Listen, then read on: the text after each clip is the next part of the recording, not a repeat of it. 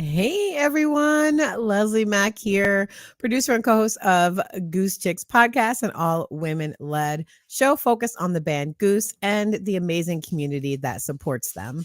Um, I'm so excited. This is our very first live of the year. We are going to be doing these monthly, and we'll talk about that a little bit later in the show. But this month, we're kicking off with a very special conversation with some early Goose fans who made a real difference in building this community and in breaking the band. You may have heard them shout it out on the New Year's Eve run, but we're going to be talking to some folks from the Flavortown Crew. But first, let's welcome the Goose Chicks pod crew on to the stage. We've got Hannah and Chelsea and Alexius. Hello, everybody. How are you today? Good. Hi, so good. Good to see y'all. So as I said, this is our first live broadcast of the year, and I wanted to start with how are you settling into the new year, generally speaking? I'm going to start with you, Hannah, because those who don't know, Hannah is a whole university professor, and so she went back to actual classes this week. How's it been going, Hannah? I know it's the first week is rough. Well, this is week 3. Oh, it's week 3 for you. Oh my goodness. Yikes. I haven't taught classes back to back ever until this semester, so I'm hanging in there. But yeah, I am just excited to be back into the groove of things after over a month off traveling and seeing Goose. Excellent. Chelsea, how about you? How's the new year been rolling for you? Really good so far. I've really been thinking about what I want to do this year, things I want to add into my life, new projects, things may be coming. So I'm really just a lot of exciting things happening for me, and I'm super ready for it. So everything's good. Love it. And Alexius, I know January is a big birthday month in your house. So how have things been going over in Lipo world? We've been celebrating birthdays and missing Goose, definitely trying to transition back into real life, and so even though we have real life outside of Goose shows, it's just without Goose shows, Yeah. What do we do? So that question, just trying to figure it all out. It's true. And that's a perfect segue to my second question for the four of us, which is how are we coping with the hashtag Goose drought of 2023? I'm not doing well. I'm going to be really honest with you about it. It's not great. So every folks listening probably know Jam of the Year brackets are going on right now. So that's been helpful. I've got like 4 dedicated songs to listen to each day and think about what I think about them. I'm also going back and listening to every show I attended last year. So I started with the Charlotte show, and so I think I'm on Rally now. Anyways, so that's what I've decided to do through the drought is just go back, listen to everything I went to last year, especially the earlier shows. I didn't know a lot of songs because they were my first shows. And so I'm excited to revisit them now that I know songs more and I'm much more familiar with the band. So it's been really fun kind of going back and reliving those moments. Alexius, have you figured out what's going on with your Goose drought 2023? Just watching a lot of Goose shows from this past year and, hanging out with the kids and going and trying to be, being active with them. And they're the ones who are keeping us out of the deep depression of Goose drought. So thank heavens for them, so, but definitely it's definitely been an adjustment from the past year and as many shocks and back-to-back things that have happened. And now we're just kind of sitting okay, what are we going to do? Especially because December, there was so much. I feel like it was a particularly hard cutoff. New Year's happened and we were all like, oh no, that's it. Chelsea, how has it been going for you? The Goose show? I've really been just listening to the Goosemas shows and the New Year's Eve shows over and over again, because those are the most recent and just reliving that. So that's been good. I always listen to Goose when I tie-dye and I'll get through a whole show while I'm doing something. So I listen to a lot of shows. But also just trying to support live music locally and go to shows locally. That keeps me, you know, in the music scene and feeling like I'm at shows. And so open jam tonight, Thursday, which will be fun. So just trying to keep live music in my life always. Love that. Hannah, last but definitely not least, how are you been dealing besides teaching a lot of students? Yeah, so definitely trying to check out live music. I'm also going to see a local Grateful Dead cover band later tonight, actually. And it's really funny because the bass player and his wife went to Playing in the Sand, and she was texting me like, Goose is so good. And so like they had seen when Rick sat in with Phil, but they hadn't seen Goose yet. So they were really excited for that. Or they told me they were excited for that. And then also I'm finding ways to incorporate Goose into my research and sort of the scene into my research. So that's been really fun. And anytime I'm sad, I just play the Peggy-O from Playing in the Sand, and it makes me very happy. Definitely makes things better for sure. What a treat for all of us to have. And our chat was just like going nuts during the entire sit-in. So that was really fun. To even though we weren't together, we were together, right? Yeah, that was really fun. All right. Well, I think it's time for us to get our guests on here, but I wanted to play a quick video right before we did that. So let's listen to that and we'll be right back. Before we do some more music, we've been playing in Covington, Kentucky, Cincinnati for a very long time.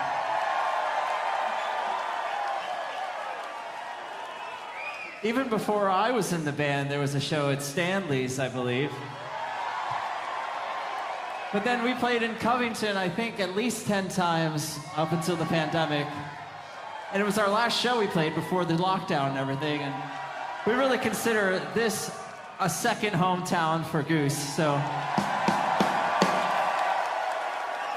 And that's because of all the amazing people who came to see us back in the day when nobody else came to see us. And I'm talking about Flavortown and all those people. We love them so much. And I just have to give a big thank you to Mike Morosky. Where are you? Somewhere around here. And Mayor Aftab, who declared today in Cincinnati, Goose Day. So thank you so much to them. It is Goose Day today. It was Goose Day today. So that was a short clip from the 12:30 Goose show in Cincinnati where you heard Peter. Just give a shout out to the Flavortown crew who are joining us today. So let's bring them on screen. Welcome, Rosie and Lindsay. Welcome to Goose Chicks Podcast. How y'all doing? Good. Hi. So great for y'all to be here. Glad to be here. Yeah. If you could do just a quick intro, let people know your pronouns, anything else you want to share. We'll start with Lindsay and then Rosie. I'm Lindsay Mardo. Some friends in the community know me as Lindsay Potts. I was just recently married. Pronouns are she, her. And yeah, original member of Flavortown. I help run the Goose Street team. Awesome. Rosie. Congratulations on your marriage, by the way. Yeah, that's why I didn't see you at a few shows. I was like, where's Lindsay? Where's John? And then I see that y'all get married. I'm like, oh, that makes complete sense. Complete sense. So congratulations on that. Thank you. Yeah. And I'm Rosie. Hi, everyone. Pronouns she, her. And obviously I'm, a huge Goose fan. I wouldn't be here if I wasn't. And it's funny you mentioned Lindsay's wedding, and her dad even at the wedding was like, oh yeah, like they did it on this day because Goose isn't playing. And I was like, actually they are. It's just, Goose has been, such a big part of our lives. So it's, funny when your parents even kind of know it. I love that. I love that. Thanks so much for your intros and, of course, for joining us tonight. I did want to mention that in addition to the 12:30 shout out, that was not the first time Goose has addressed Flavortown Crew or its members from the stage. If folks go and listen to the August 17th, 2019 Birds of a Feather set, you'll note that song 8 is listed as Happy Birthday, Rosie. And this is Rosie herself. At Legend Valley. And then Legend Valley, June 9th, 2021, the whole crew is referenced during Strokin'. And so before I turn things over to Hannah, who's going to really take the reins for this conversation, can you share with us why Goose played Strokin' for y'all? Is that something you can share? Yeah. Yeah. Lindsay, do you want to? Sure. So this was 2018 at Cativo in Pittsburgh. I think it was in April. It was our good friend Dale Hupke's birthday. He's the one who designed the Goose logo, some of the original pins, a lot of other merchandise. He's a great artist. And we traveled to Cativo. They played in the basement. I think there were like 15 people. And before the show, they had asked Dale, like, what's his favorite song? And our good friend Emily said Strokin'. So they played Strokin' for him for his birthday. Fast forward to June, the June 2-night run, they played a version of Praise You Strokin'. So it's kind of just like a nice that and it's just honestly I think it's hilarious. Yeah, I definitely think it's kind of like that, just like fun party song that you have, like kind of inside joke with your friends. Like, I think at the Legend Valley shows, I had made a comment like, oh, they'll never play that song again. They're getting too big. It's, a little risky at times. And, I always like the like Clarence Carter part. So it's just like, just like that fun, I don't know. They have fun with it. We have fun with it. I love it. I love it. All right. Well, I am going to turn things over to Hannah. We'll be chiming in, Chelsea, myself, and Alexius as we go along, but Hannah's going to be leading our conversation. So, Hannah, take it away. Hey, thank you. So thanks for being here. I guess really the first question is, what exactly is Flavortown like? Because I know, Lindsay, you do street teams. So is it like, is Flavortown like, do you do promotion and production, or is it just a group of friends? I think, obviously it started as a group of friends. Yeah. I think we tried really hard to do promotion, and, we had a good game plan at a point in time. We'd get together and talk about it. And then I think it just evolved into, well, we're just going to go to every show together. Nice. It's good to have like a good group of people. And I think that's one of the things we've learned over the course of this podcast is Goose brings people together. It brings friends who were already friends closer. It brings family closer, and it brings new friends into your life. So how did Flavortown and Goose start working together, right? There was like 10 plus shows. So how did that come to be? Lindsay. Well, so it was February 2018. We had heard of them. A few of our friends had saw them a couple weeks prior. They were traveling through Cincy on the way to Colorado, and a few of our friends saw them as a free show, went down, they were blown away. So they brought the rest of us. So there was probably about maybe 20 to 25 people watching them play, and we were blown away, like, with their talent. We got to talking to them, found out that they were traveling around in their van, and we offered them a place to stay. So they came back. We hung out, And I had been doing some street teaming for Kat Horton, who's worked with like bands like Twiddle, Pigeons, Big Something, and I just remember I looked at Ben. I don't know if I was all there, to be honest, but I was like, "Do you guys want a street team?" And then from that, they were like, "Yes, absolutely." And there we went. And then Flavortown as a unit, like we would meet and we would come up with different ideas. Like, how can we, as a family of friends, share this band? That's how it started. Yeah, and I think like after those February shows, we were just so excited. And then when they announced the 2-night run in June of 2018, we were like, all right, like we got to get Octave packed. And it's a free show. You wouldn't think it'd be that hard, but there's a lot of different opportunities for music in the area. And we everywhere we went, we were like, oh, like you have to be at Octave in June 2018. Goose is going to be there. And then they sold it out. Free shows, but and it was just amazing. And I think that just like kept our energy going. Like, look what we did. We got all these people here. And then just the word spread. Nice. That's awesome. I love that idea. Just the fact that you all were just fans and were like, okay, we wanted to do something. So we want to do this thing.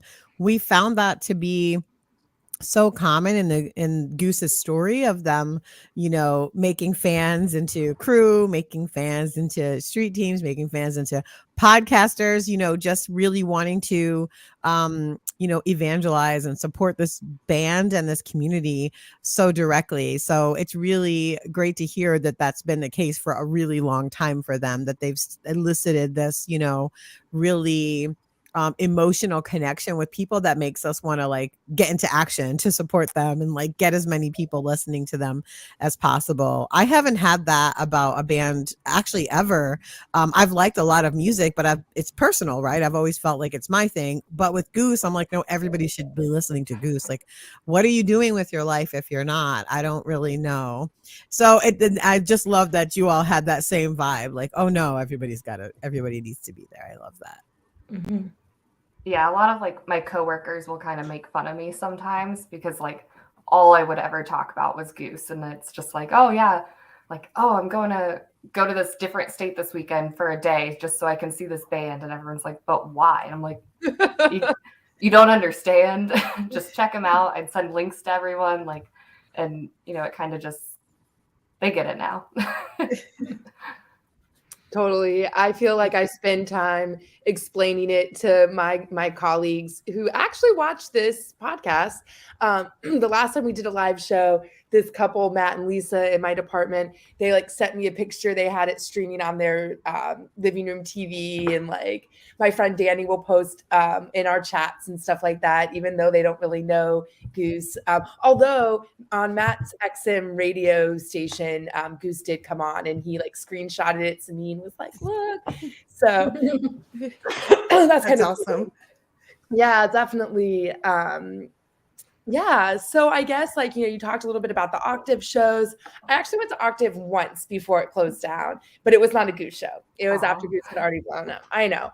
So I kind of know what the vibe was like, but what were because like, even I think we already saw people posting like, oh, like the Covington shows and Flavortown Crew. So awesome. Like my favorite thing.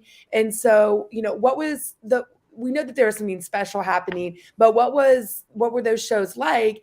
And then also sort of like, how have things changed for you all? How have things evolved as the band continues to play bigger and bigger venues?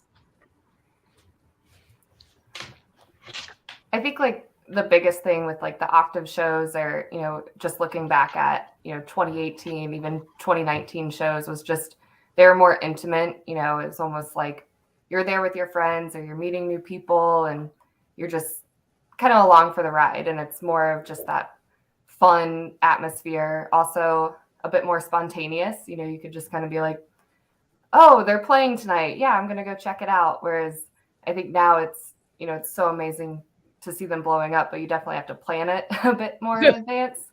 I know when I was, trying to go to the Reading shows and it was sold out and I was like, cash or trade, posting everywhere. How can I get there? What do I do? You know, and even the New Year's Eve shows just sold out so fast. Spring tour. It's just crazy. You know, you used to be able to just kind of show up and have fun, and now you have to plan it and then have fun. Definitely.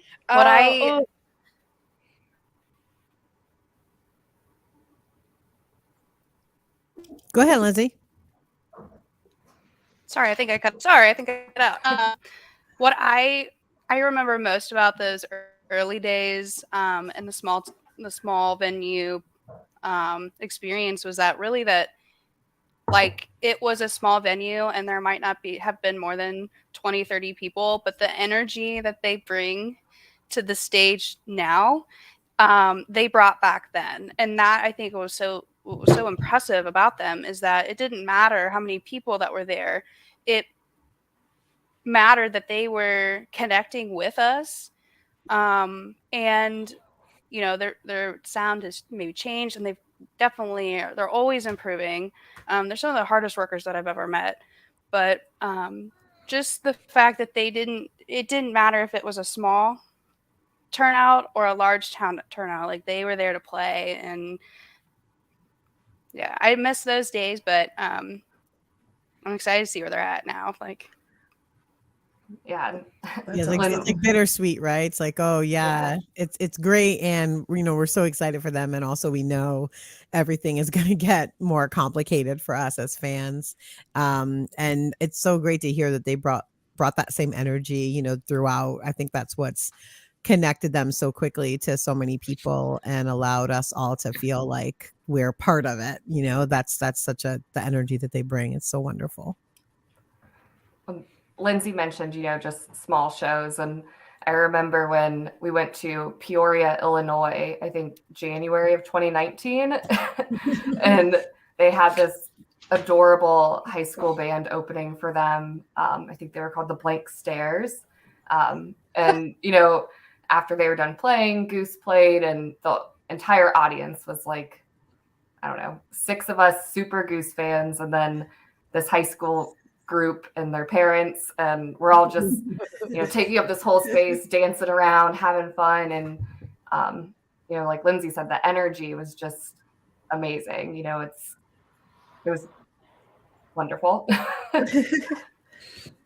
Okay, let's have them come back to Peoria. I will be at that show. That's like real close to me, so I'm like, oh, I wish I would have known about that. Yeah, Kenny's West Side Pub. Oh yeah. Yeah, lots of fun. Okay, yeah.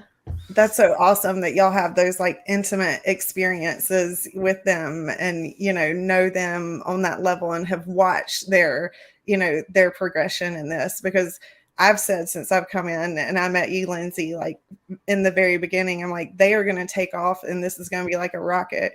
And, you know, and then 2022 hit and I was just like, I don't think that we were ready for this. You know, like we were seat belted in and everything and we weren't ready for this. And so y'all have like seen the whole progression, and that's so cool. It's so awesome to hear y'all's stories. I love to be with y'all and just hear like, you know, different things. Yeah, and it's an adage on our shows where we say the best Goose show is the next Goose show. So it's so great to hear that that's been that even that sentiment and that, you know, feeling has been present, you know, from the very beginning, because they do work so hard and they do get better that's just been my experience. Every show I'm like, oh, that's something new, or that's a new trick that, you know, Ben's doing, or Jeff got a new, you know, bongo, or Peter's using, you know, some new pedal that he didn't have up there before. So it's always getting better, them getting more solid. And that's why I'm so excited going back and listening to this my year of Goose last year, because even that, I know I'm going to hear the difference between my first show in Charlotte in like, I don't know, March to New Year's Eve. It's like 2 completely different, you know, levels of skill and what they're trying to do on stage. So I'm super, it's been really great to even witness this past year's ascension. And so I'm sure for y'all, it's been just mind blowing to see, you know, the stages getting bigger and bigger. And like, you know, I when we were at the Fox Theater, Alexius, I mentioned to you, I said, look at Jeb's got to climb around around Peter's whole rig to get to, to his percussion. And then, then we're at the arena in Reading or in Broomfield, and it's like, whoa, they're so far apart from each other. And so it was just interesting having those different ways in which they can interact with each other. And also I'm sure it's been an adjustment for them. So I love hearing all the stories of little pubs that they were playing in. So great and so wonderful that they put in all these hours and work to get themselves better and to build this amazing fan base that loves them so much. And thank y'all for all your work in making that a reality as well. Yes, thanks, Street Team and Team Fred. Yeah. Team Fred. Man. I was thinking about bringing my flag out and I didn't have enough time to like put it up. And I was just like, dang, I really wanted to bring it. But yeah, Lindsay and I were Team Fred together. Oh. Yeah. I was the opponent. Great times. Our team was so close. But no, I mean, like Fred Fest even was just an amazing time. Like I love, how into it everyone in Goose gets, not only the band, but the fans and the team and, all of the different games. And, it was just that noodle hockey was just really, really intense. It was a lot of fun. It was definitely a lot of fun and relationship building and getting to know people and have arguments with people and solve it and, be best friends afterwards. It was definitely a lot of fun, all the games and how intense that they would get. And then afterwards it would just be like, all right, cool. Everything's cool. It was fun. That's great. If you want to hear more about Fred Fest, definitely go back and listen to episode 6 of Goose Chicks podcast because Alexius does a very lovely breakdown of Fred Fest. You can learn all about it if you're not aware. I was talking yesterday with a Grateful Dead expert who's a sociologist, and one of the things we were talking about is like the culture that surrounded the Grateful Dead and how that's very different than even the people who are going to Dead and Company shows now. And so one of the things Rebecca was saying is how like it took time for this culture to evolve. And as you all are talking about Fred Fest, like I remember I was in Hawaii for 7 years and I came back and my best friend's obsessed with Goose. And he's like trying to explain to me like the bingo tour and Fred Fest. And I'm like, things have gotten a lot different in the Midwest jam band scene in the past 7 years. And then as I started to like listen to their shows and going to shows and like learning about everything, I was just like, oh, this is so cool. And then like hearing it now after that conversation with Rebecca, I'm like, oh, like this is organically what's happening is like all this stuff that has happened over even just these few, 5+ years is like we're building our own community and culture around or like subculture around this band, which I think is really cool. And she kind of hinted at like how that's really important for jam bands where people go on tour with the band, like to have that really strong culture to sort of help ensure that some of the dark stuff doesn't happen, which I definitely think we see at Goose shows. Yeah. All right. So we know there's a long history of y'all getting shout outs and birthday songs and all sorts of stuff. So what's that like? Like, I don't know. Do people know about that when they start listening to Goose? Do they recognize you at shows? Like, I don't know. Like what you're part of like the old crowd, like or not that you're old, but the OG crowd. But I think I'm older than all of you. But what was that like? What's that like now? And yeah. Yeah, I mean, it's definitely awesome. I think. Oh, Lindsay. No, go ahead. Oh, yeah. So like when they sang me "Happy Birthday" at Birds of a Feather, I think I wanted to cry, but I also didn't want to like look ridiculous.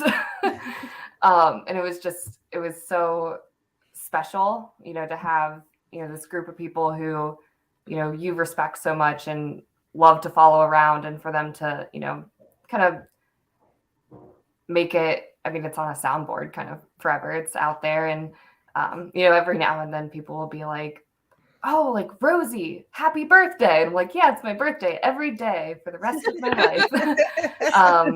And, you know, no shame. I definitely listen to it on every birthday. And my birthday is actually the 18th. So on my flight to Red Rocks on the 18th, I was listening to that show. You know, got to celebrate my 30th by seeing him there. So that was really cool. Ooh, that's a 30th. Yeah. But no, I mean, I think it can be, it's nice to, I guess, feel appreciated in that way. Totally. Lindsay.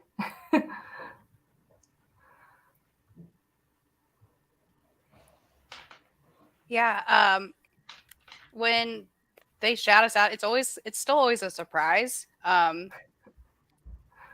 But it's also like another like example of how they very much appreciate like where they started, and they appreciate all of the people who have been there along the way, whether it's like new fans, whether it's new crew, whether it's old crew. Like they're very, very humble.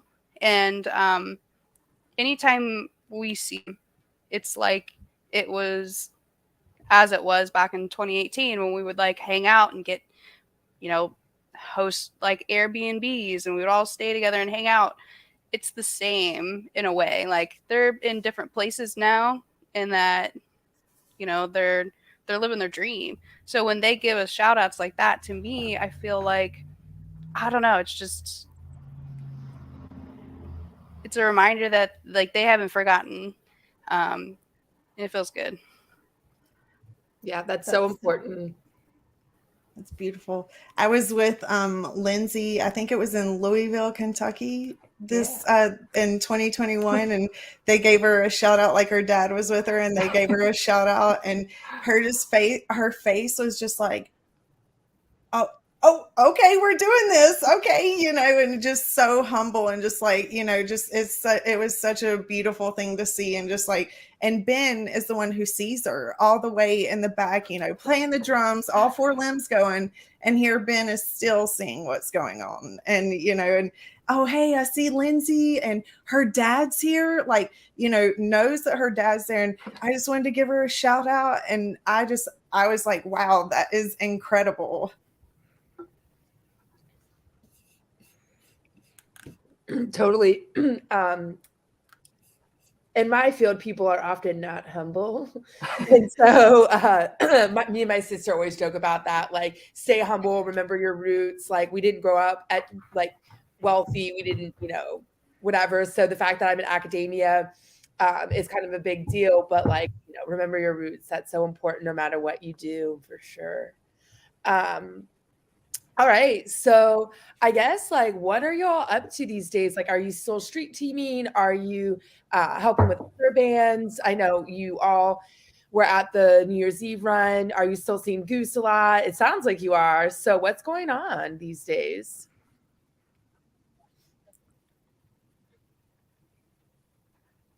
I mean, yeah. Honestly, sorry, I think I'm lagging. No worries. Sorry. Well, I am still street teaming, but it's really hard to street team for a show that sells out right away. So I'm just kind of like hanging out.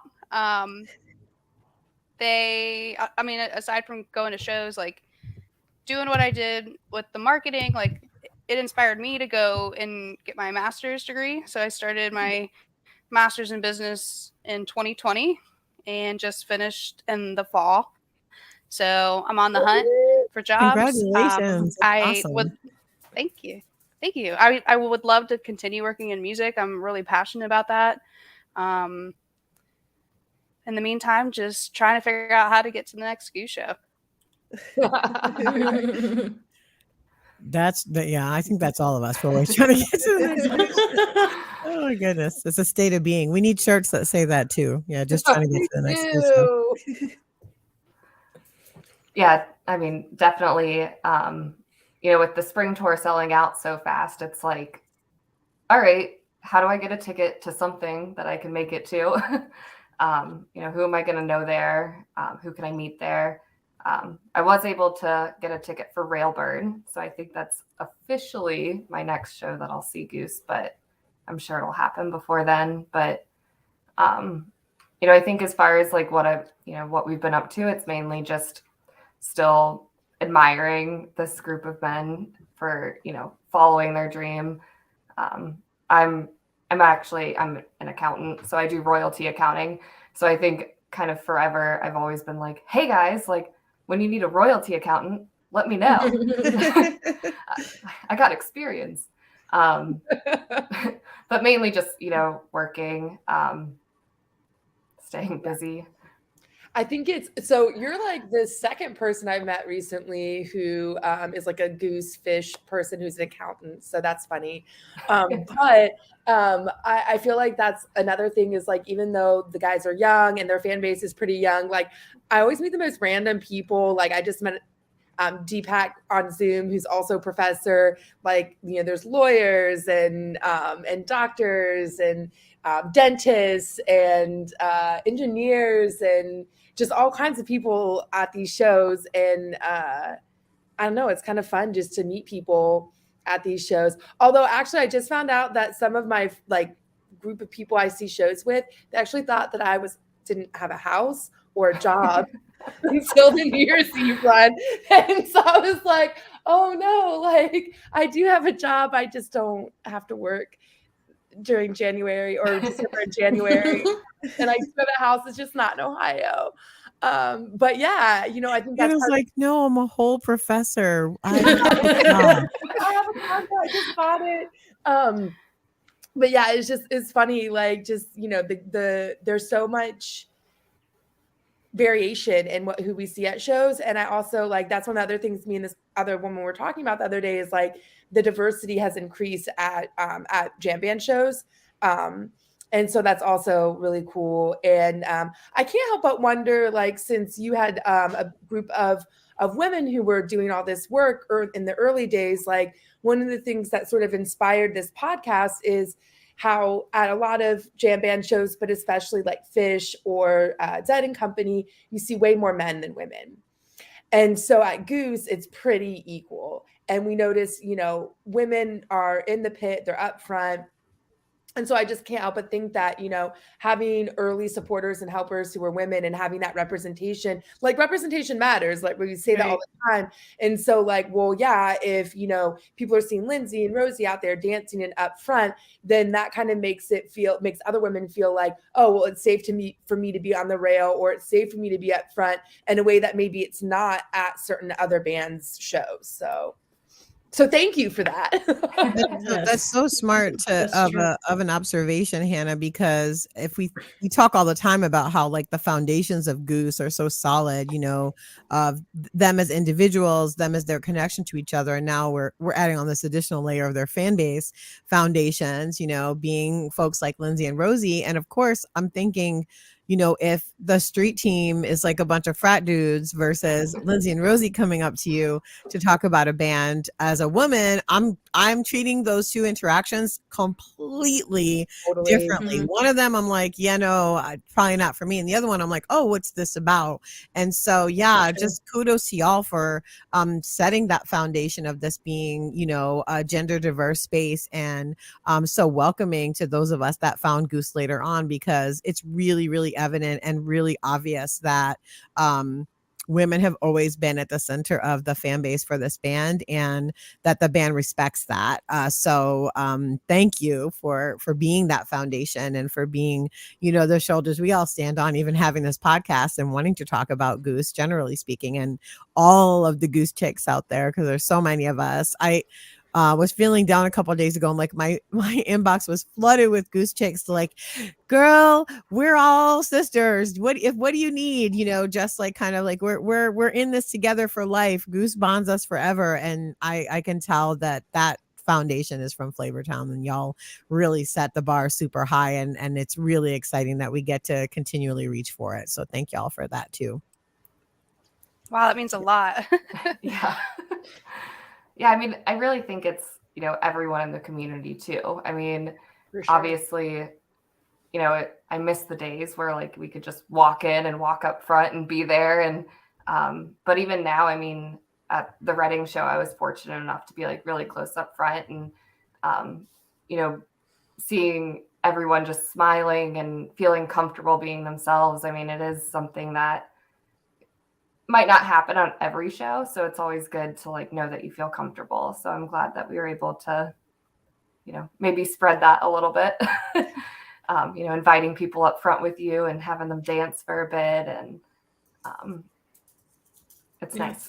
Well, it just goes to show like you don't really know the impact you're making until later. Like you just liked a band and wanted to tell people about it, you know, and now look at, you know, we're thanking you for doing that however many years later, because it made such an impact on the community and, you know, why we're all here. So it's just wild to think about those little things you just do because you want to, but really the big impact it's going to have later on. So it's cool. Yeah, and I'm thinking about, especially this last year, we did a whole show just about kind of recapping the year, but like you know, Rosie said you're at Red Rocks, that's a huge milestone. But then, you know, the Tonight Show, we've got the Taboos tour. I mean, what was this really like? What was going through all of your heads as you're seeing, you know, this meteoric year of like, whoa, what next? Because I know that's how I was feeling, kind of just like, what are they going to do next? And they also are giving us that same energy, because, you know, it's always astounding. They're, you know, Peter's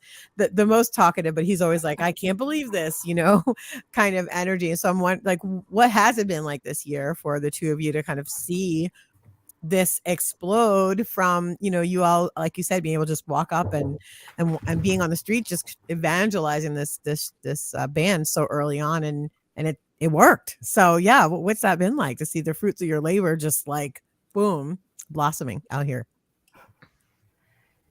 Honestly, I think honestly, even just being here talking to you guys is still like it's blowing me away. But when I look at how fast things went and the time frame that it did with a crazy pandemic and all of these obstacles that have come along the way, to see them like playing with their heroes and being on national TV. I mean, every time like I look at my husband and I'm just like, what the F is happening right now? Like, what is this? Like every time it happens, I'm like, what is happening? And like they like to, even for like us, they'll keep things like a surprise. They like to like hold things close when it comes to like the next big event. And so like when these things happen, it's just, I mean, it's like I don't even have words. I really don't. Just pride, and like I always want to shed a tear because you know, like they're living their dream, and I hope it's what they wanted it to be. Like I really do. That's awesome. Yeah, speechless is definitely the most appropriate word for it. I feel like each time they announce anything, I'm like, what? When did this happen? Like you know, and I know it's technically 2023, but you know, playing in the sand, just everything that came out of that was just, you know, I anticipated all these, you know, it wasn't terribly shocking, but at the same time, it's just watching them play with members of the Dead, or, you know, the picture they posted with John Mayer. I was like, wait, I've met that person who's now meeting this person. And it's just, it's, mind blowing really is the only other word I can think of for it. Are y'all having a fun time saying "I told you so" to people? I told you I was watching a band that was going to blow up. Told you. No, I try really hard to not do like the "I told you so." My husband thought when like we met November 2018, and he let me know a couple years ago that he talked to his family about me, and he was like, I think she's a groupie, but we're gonna see how this goes, because he was never into jam bands. Like he's never been into like this kind of music, and he's a huge lover of Goose, good friends with them, and but yeah, he was like, I think she's a groupie. She also lives with a dude right now, so he was like, we're just gonna wing it, see how it goes. And I'm glad. I absolutely love y'all together. Y'all are awesome. It's kind of like when Jason and I see y'all at shows, and you've been that person for me, like from the beginning, that you've just been such a wonderful face to see, and always so welcoming, and, you know, setting the standard for how Goose is, you know, and how the community goes and stuff. So you're always such a wonderful face to see. And I've gotten to meet and hang out with Rosie recently and stuff. So we've had a good time. So I love these ladies and how open they are. Thank y'all so much for always being so open, and like they were saying, to the community. So I'm glad that John, you know, that he was on board with it, because y'all are awesome. Thanks, girl. I love you. Love you too. Talking about community, you know, Alexius had to, you know, drive me to the airport after the Reading show. And, you know, just, I feel like that just speaks so much to, you know, everyone I've met through Goose has always just been, you know, there for you and supporting you. And, you know, hey, like, I might not know you very well, but I'll go 45 minutes out of my way to drop you off. And, you know, that was just, you know, one of many moments where people through the community have helped me out, getting me to shows, from shows, just stuck out of town. And it's wonderful, like, what music can just do for a group of people. Totally. It's so true. This community is very much the, like, we'll figure it out together vibes. Yeah. It's always like, we'll figure it out. You don't have a ticket, we'll figure it out. You don't have a ride, we'll figure it out. So, and then it does get figured out. Some people will respond, somebody will jump in, somebody will say, oh, I've got this, or I know this person. And I've just watched so much of that, and it's really great to see.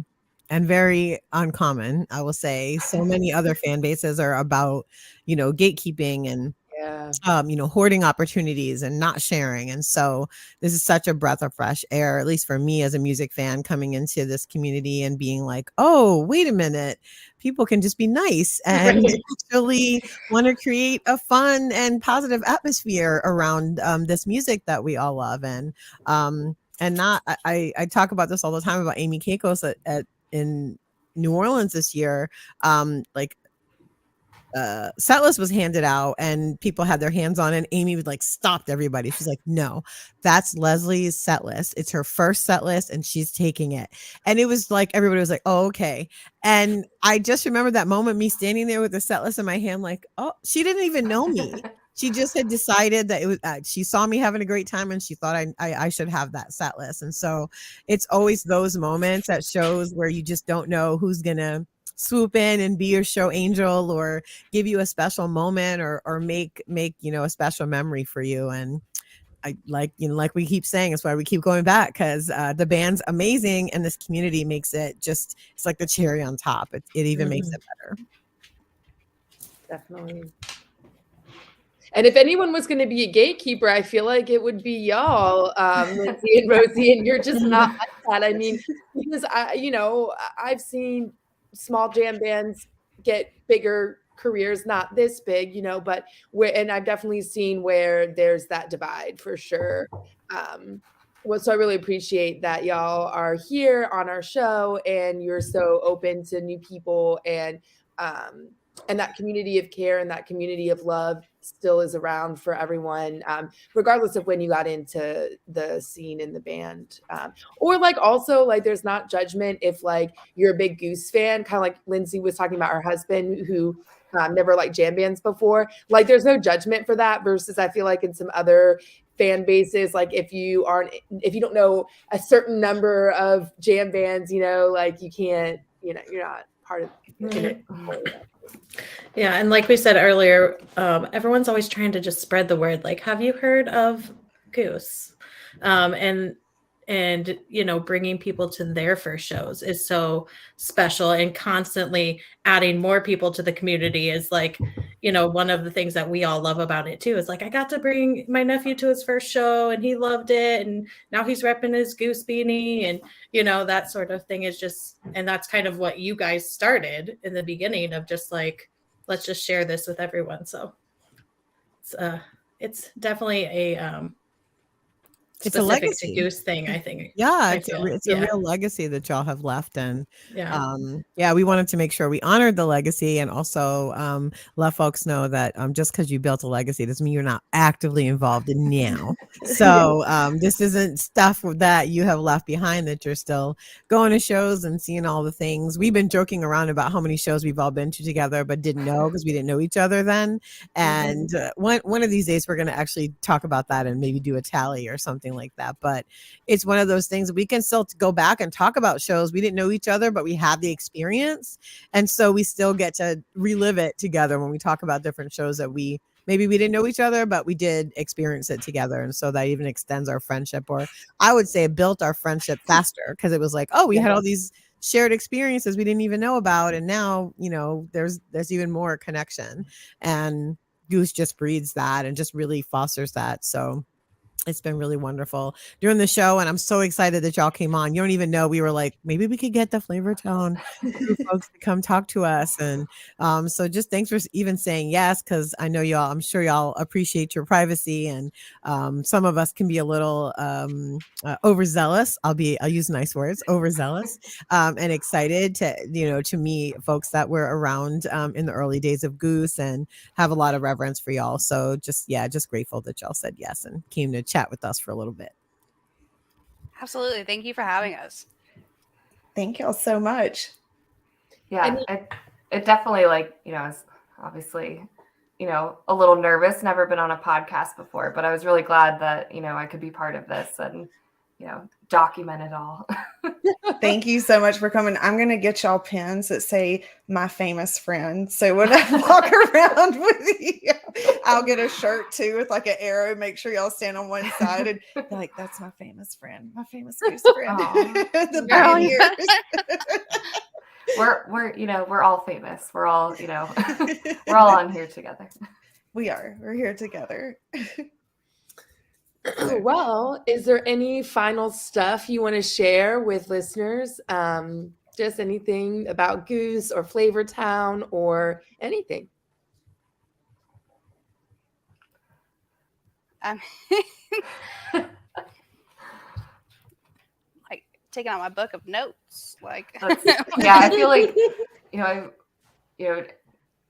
trying to mentally prepare for all of this, I was going through, all the different stories and all the different memories. And I'm like, I feel like I could talk for years about everything. So I guess for now, no. But I don't know. Lindsay, did you jot anything down? We could talk about how the Take Your Shirt Off, Trevor Take Your Shirt Off came about. If anybody's interested in that. That's always like the... it's up to you. Yeah. I mean, we're always interested. It's just up to you. You can always say no.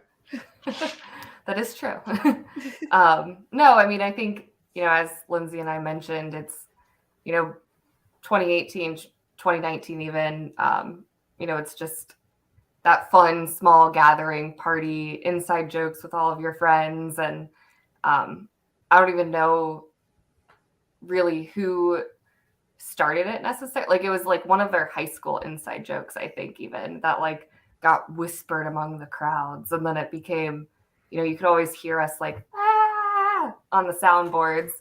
And then I think we just, would shout it. And I don't know, it was an interesting time back then. Our friend Emily Dumond was the leader of the Take Your Shirt Off. And you're right. Like, they recorded everything. I mean, they recorded the early 2018 shows. And so I always thought it was so funny when we hear people like getting so upset about like in the soundboards, because you could hear everybody screaming, "Take your shirt off." But like the thing that a lot of people don't know is that the band loved that. They thought it was hilarious. Like, they thought it was funny. And then, but it was also like, I mean, I don't want to pretend like I know what they were thinking, but it was almost like a relaxer for them, because they're like, yeah, I'm in this zone of playing in front of people and like getting used to bigger and bigger crowds. And then it was like one of us would just like throw out, "Take your shirt off," and you could just tell like the whole vibe relax. Yeah. So I can't tell you how many times they would tell us, like, we love this. We love this. Keep doing that. Keep, like, because they had never been yelled at before or like hollered at. Like, they like, this was new. So, and like, even to that, just like, you know, we'd make weird faces at them, or like, I don't even, just do random awkward stuff to like kind of lighten the mood a little bit, you know, just I mean, I Like, forget. I was just gonna say, like, they knew they were among friends. Yeah, and that's where, with like, that you know, sort of thing. Yeah. the like improv kind of comes into play. Like, you become more comfortable. You know, people always, I think, mention the Legend Valley shows are always some of the best, because I think they just can feel a comfortable vibe around it, because they know that no one's being like super serious or, you know, judging them for anything. And I don't know, it was always really fun. I remember like just like locking eyes with Ben sometimes and just like making silly faces. And one of my friends, Jess, would always do that too. I think to this day she still tries. she does. There's a hilarious picture. I absolutely love it because it's so Jess, and she's like, I can't even do it. Like, I can't even do it. Even, yeah. I was like, oh my gosh, I love that. But that's awesome to hear the story, because I knew the story and it's not, you know, and had heard it from you. But it's awesome for other people to hear it, because it's that debate. Like, you know, people want to make sure that he feels comfortable with it and that it's not something that's overstepping bounds. So now knowing that it's an inside joke, I think that that'll chill a lot of people out and that'll help a lot of people. So you just saved a lot of people a lot of anxiety for years to come. So yeah, like on. Oh, sorry. Go ahead. Sorry. When we first started seeing like backlash, you know, online, and I'm a moderator on El Goose, so when I like we would see all these things, like we had no idea. I mean, we were just like, it was an inside joke with a friend. So I really do hope that everyone knows that it was innocent, that the band, you Trevor, he thought it was funny, and like it was never an uncomfortable thing. And they egged it on. Like, they would be like, yeah, like, do that. Like, I think the old, like, you know, back in the day, like, people didn't, as I've heard, people haven't said as much, but now, you know, like, when we know it's not y'all and it's just like random people that are doing it, you know, it's kind of like, shut up, that's not your, that's not your phrase to take. You know, you can only say it if you're a part of the group. And, you know, I can't say it. No. I mean, anyone can say it, but yeah, I think that just like helps relieve a lot of people's stress and anxiety about it, that it's just an inside joke, that it's okay. So I think too, like the way that the people you're catcalling, I got you to call it catcalling, right? Yeah. They respond tells you a lot about the situation, right? So like as a feminist scholar, like I never took it as being problematic, even without knowing that, because like knowing the inside joke bit, because like I think like one of my favorites soundboards of like that happening is like Peter's like, I like to sweat, you know, like just like, so it's just like it's banter back and forth, right? Where it's like what to me I found so funny was their reaction, because it's this point where like, oh, maybe are they being objectified? Wait, no, they're like being really nerdy and dorky about how they respond to this. And so like it has that very lighthearted feeling, even if you don't know that story, at least for me, versus, you know, if like it was a female artist on stage and a guy was yelling, take your shirt off,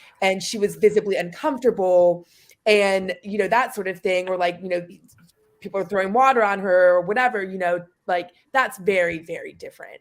And so like, I guess I don't follow El Goose very much, so I didn't realize it was this big issue or whatever. But like, yeah, I just always think back to like, well, how did the guys respond? Like they made jokes, they bantered with you. And so I always thought it was almost like tongue in cheek, almost feminist in how they responded. I don't know. Yeah. Yeah, it definitely, I don't know. It's an interesting thing. You know, you can look at it either way. you know, it's a fond memory. Yes. I love it. Shout out to Cheyenne. She Good. took the photo of the four of us at New Year's Eve. So shout out to you, Cheyenne. We love you. I work with Cheyenne. Hey. Oh, Cheyenne, we love you. Absolutely. All right. Well, thanks y'all so much for joining us and kind of giving us this like inside peek into the early days of Goose, the early days of evangelizing the group, and and just sharing kind of, this fan foundation of this band that we all love so much. And hopefully we'll see you, I'm sure, out on the road, even though everything's selling out very quickly. And it's funny, I did want to mention, Lindsay, when you were like, oh, they're announcing something else, my heart is like low key in my chest because I just know something's going to get announced during the cap run, and I'm like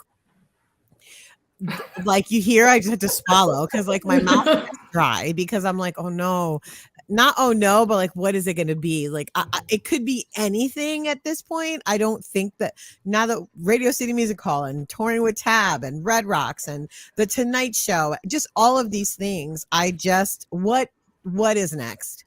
And so I find myself there's a smidge of anxiety and a whole lot of excitement, but I know that feeling of just like what is going to happen next. So guys, if you see this, we're all nervous and excited and we can't wait, but just like be gentle with us on our wallets. That's really trying to get out there, is just like be patient with us and our monies, because it takes a lot and we really want to be there for all the things. Yes. I'm predicting it's going to be on the moon, so start saving. I was thinking Mars, but yeah. I mean, my dream is SNL before the end of this season. So that's and that they would announce like a big thing when they play SNL. So because they've been very smart, they announced spring tour right when they played Tonight Show. Like they've been very strategic about these big moments they've had. And so I have a feeling, that will be a big announcement. SNL, book Goose already. Here's a plug. Not just booking them to play, but booking them to also do a skit or two. Talk. Yeah. Yeah, we want them to do. I don't need them in a skit. I do want them to do like a parody, like video. You know how they do those like SNL video music songs. I want Goose to do an SNL parody song. I think it'll be really funny. They're hilarious. It'll be hilarious. You guys have seen the Battle of the Bands original Oh video, right? Yep. Like a recreation. Yes. Yes, that would be awesome. I think it would be funny if they did something that like low key like took that inside joke about jam band fans and different jam bands, and like that would be make a really funny parody song. I'm just giving everybody that idea for free. It would be hilarious. So many people that aren't jam band fans have so many preconceived notions about what jam band fans are and what jam bands are, and so that would make a really funny song, just like talking about, I don't know, tie-dyes and Bajas and weed and, all the different things that people assume are the hallmarks. Some of them are not lying there, but that would be a really funny thing. So if anybody's listening at SNL, I doubt they are, but if they are, Fingers crossed. you can have that one for free and hurry up and book Goose already, because we want to see them on SNL. Just the fact that they'd have those still pictures of them, before they perform. I love those. I don't know what they do in them, but I think it would be so beautiful to see. So that's my hope for 2023. Fingers crossed. Awesome. Well, thanks, y'all. We will be back in touch. I have a feeling we'll probably be calling you back onto the show for some other shenanigans once some new stuff gets announced to hear and get your take on it. So we're so thankful to have y'all here, and have a great night. We'll talk to y'all really soon. Thanks, guys. Thank Nice you to meet so all of much. you. Thank you. Bye. Bye. Bye. Wow, y'all.